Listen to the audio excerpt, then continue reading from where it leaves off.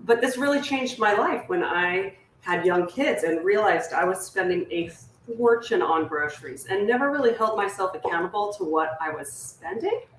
And the other thing is I was cooking, like almost every night when I was newly married. And so I just was like, what do you want tonight? What do you want tomorrow night? So we would kind of use everything. But then once I had kids and I was trying to plan ahead, if I didn't have a list, I was just wasting so much. And now I realized I kind of adopted that for my time when I'm home by myself as well. So I have one son in college and one who lives here, but he goes back and forth between my dads. Yes, exactly, Mary Beth, you're right. So it has really changed how I cook because the dynamic is funny. Like this summer, they've both been here practically every day. So we're eating a ton, I'm cooking a ton, and then they go away. I'm like, oh, wait, it's just me tonight.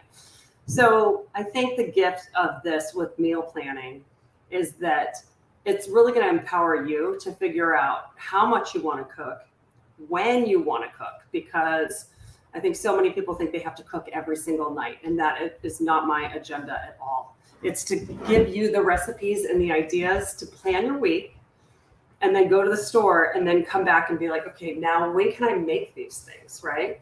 So as we continue through this course, we just finished shooting the second one. I'm doing a little bit more on it in the morning, but you can come through, Connor. I hope you really see how much I'm trying to help you tailor it to what you need. So, I've heard a lot of feedback from people being like, oh, I only cook for one, or I only cook for two. This isn't for me, but it absolutely is. And I just did a little segment where I showed you what went bad in my fridge and how much I wasted in terms of money. And it's just unbelievable, right? So I'm really excited to be back on board with my own plan and help you all become really confident cooks and learn how to maybe make a couple more meals a week in your kitchen. So I would love if anybody has looked at the first module, and if they have questions, you're welcome to ask them now. I hate to just keep talking in case some of you already dug in and you want to ask me anything. Should have gotten your meal planning calendar and filled it out as your homework if you want. Oh, Ruth already did it. Awesome. Kristen, hello, by the way. Do I know you in real life?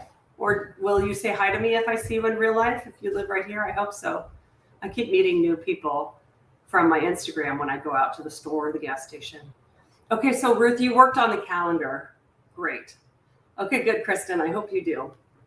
I think that the calendar, I didn't want to give you guys too much information last week, and we didn't even send the actual recipe choices out to you yet, because I think thinking through your week is more important than anything else. Because when I started thinking about meal planning, I thought that meant that you had to have every single thing figured out for the week for every single meal slot and know exactly when you're cooking everything throughout the week. And it really kind of freaked me out.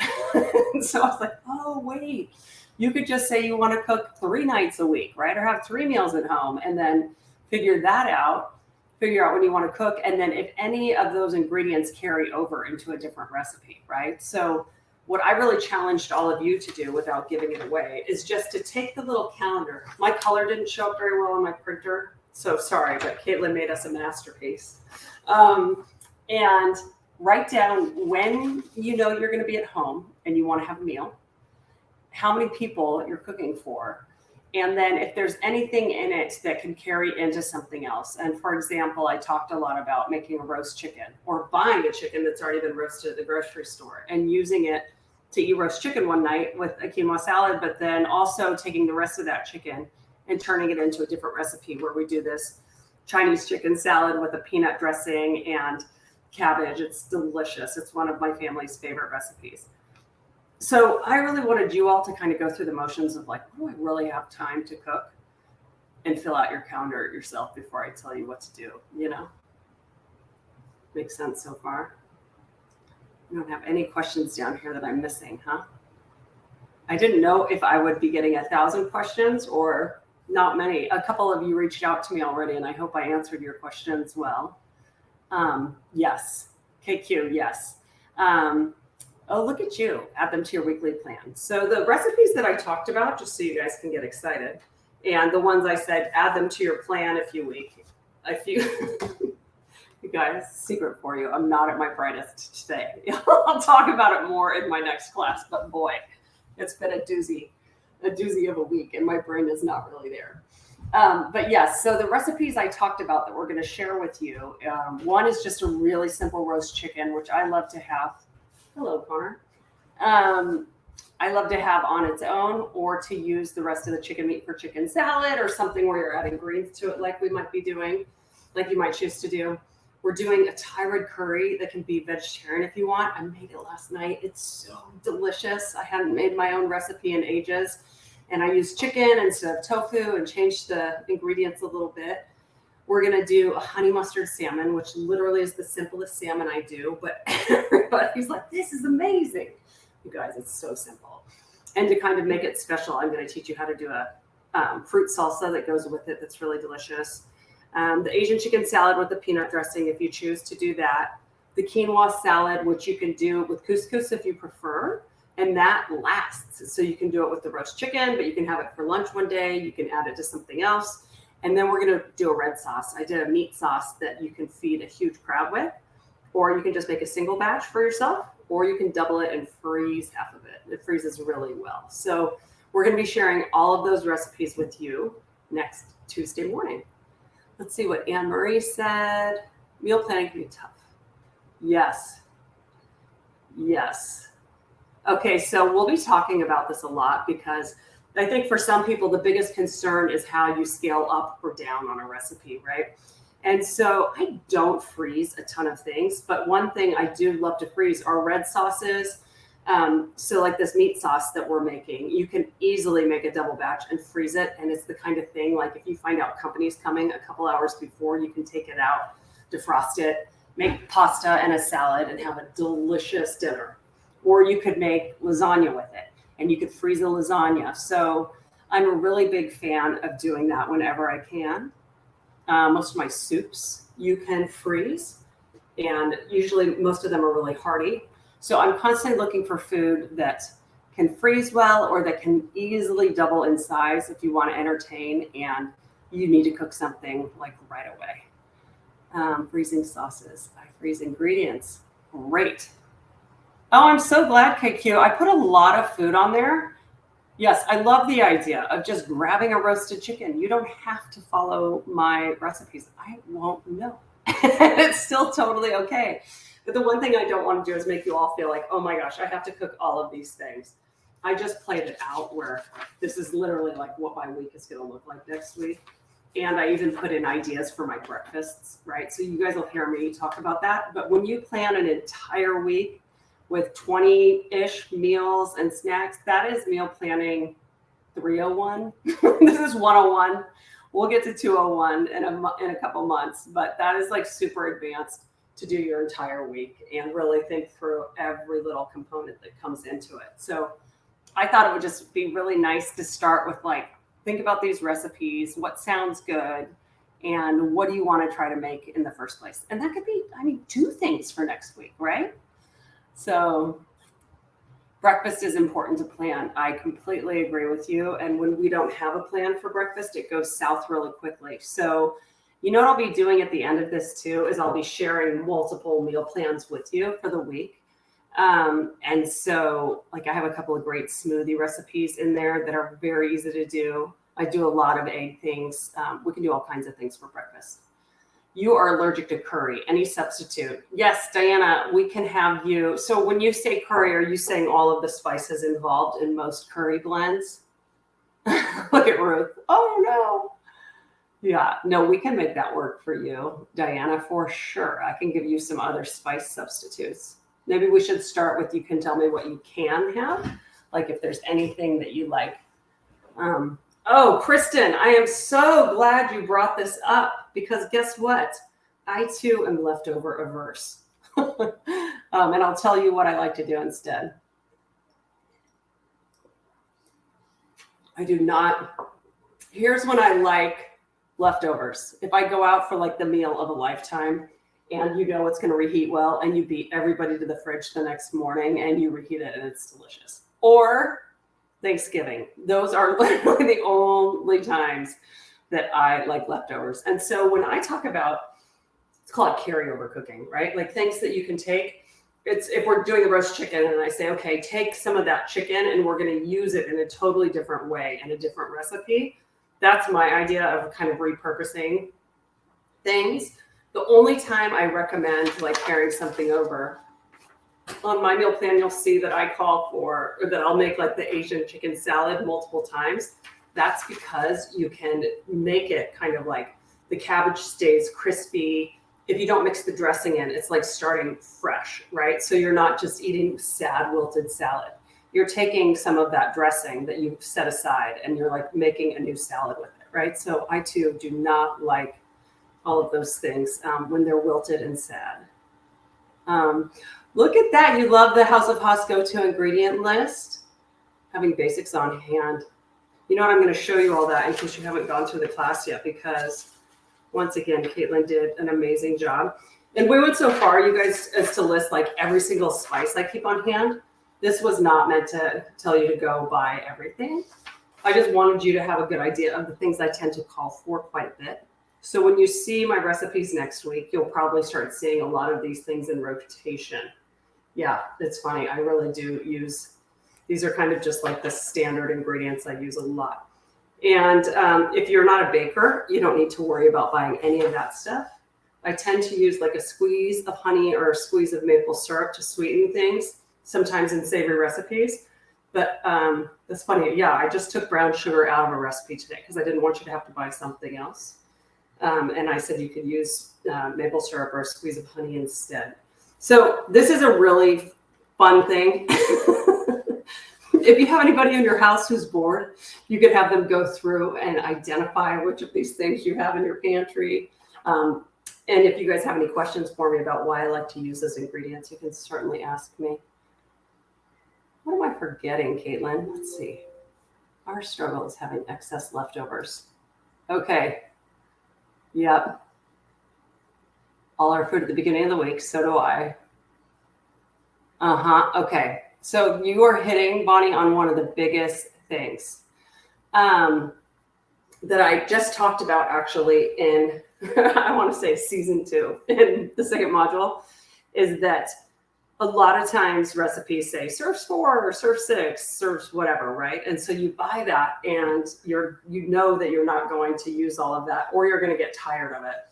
So instead of me telling you all that you were going to make every single recipe on that list, I really challenge you to go back and say, okay, exactly this. Like, if this recipe serves 4, what do we want to do about it? Do we want to save some or freeze it and eat it later?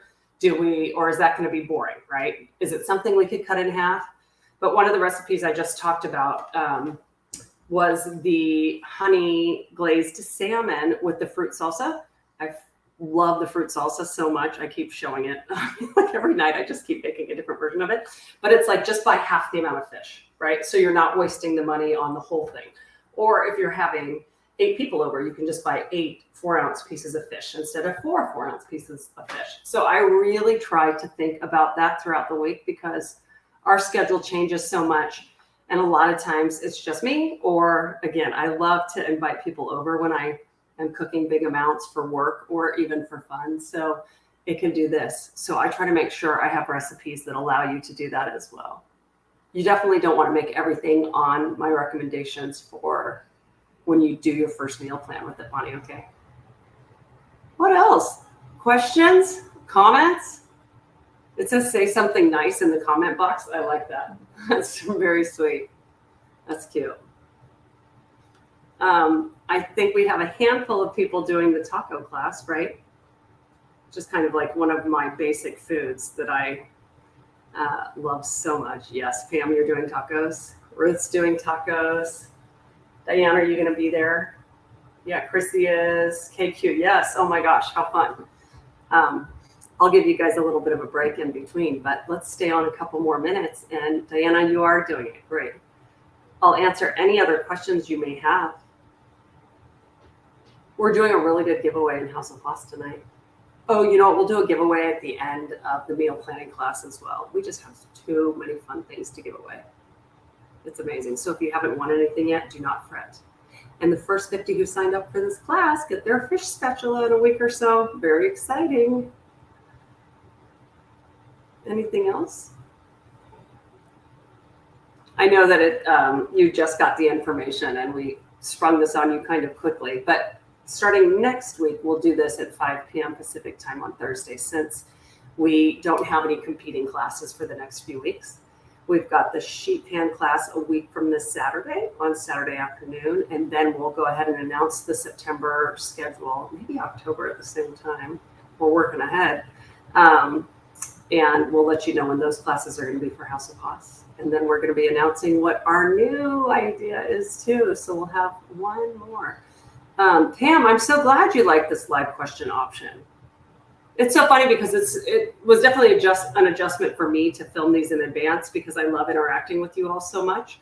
But I actually think this could be more useful, is to have you just talk you through the basic stuff, and you don't feel like you have to rush to get it all completed in a live class or go back and rewatch it and then have this opportunity to talk afterwards.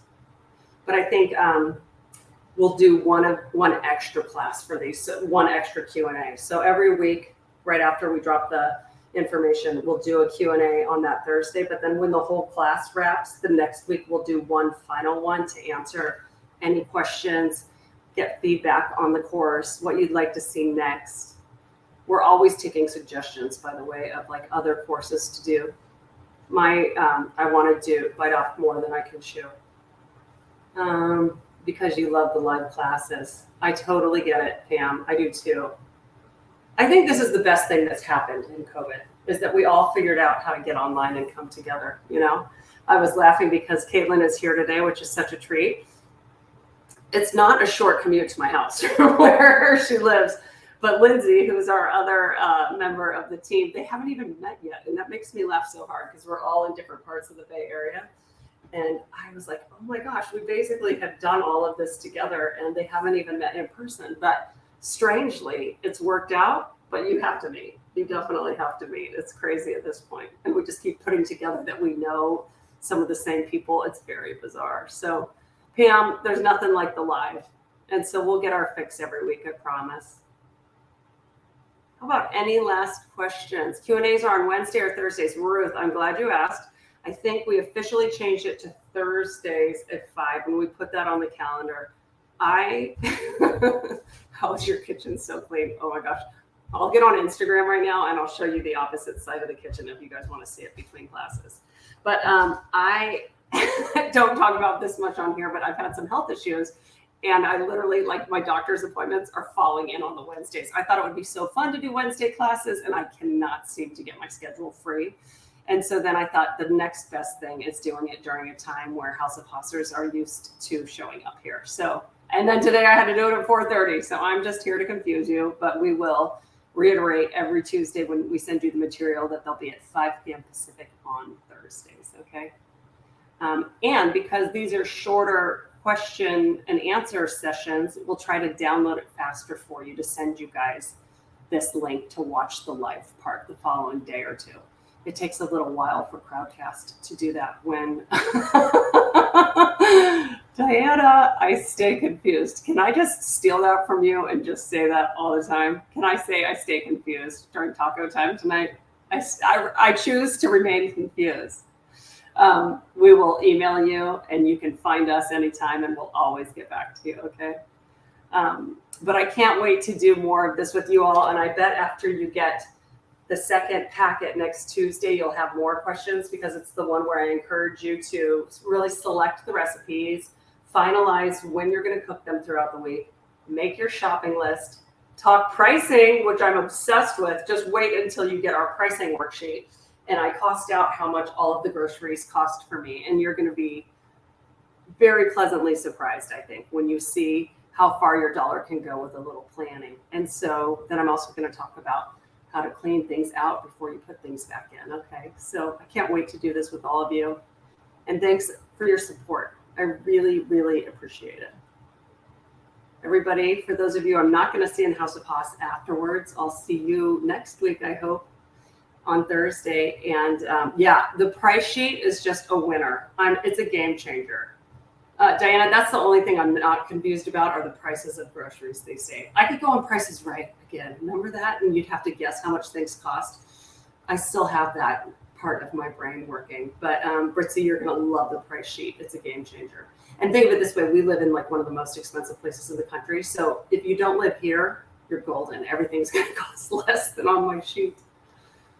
Okay, I'll wrap it up. I'll show you a picture. Anybody who wants to see what the rest of it looks like on the other side. Actually, Caitlin did a beautiful job and she prepped a lot today, so it doesn't actually look bad. There's just stuff. I'll see a couple of you in 7 minutes here at House of Haas, and everyone else. Thanks so much for hanging with us. We'll see you soon. Bye. Ciao. Oh, wait, I don't want to leave that. I do this every time, you guys. End broadcast.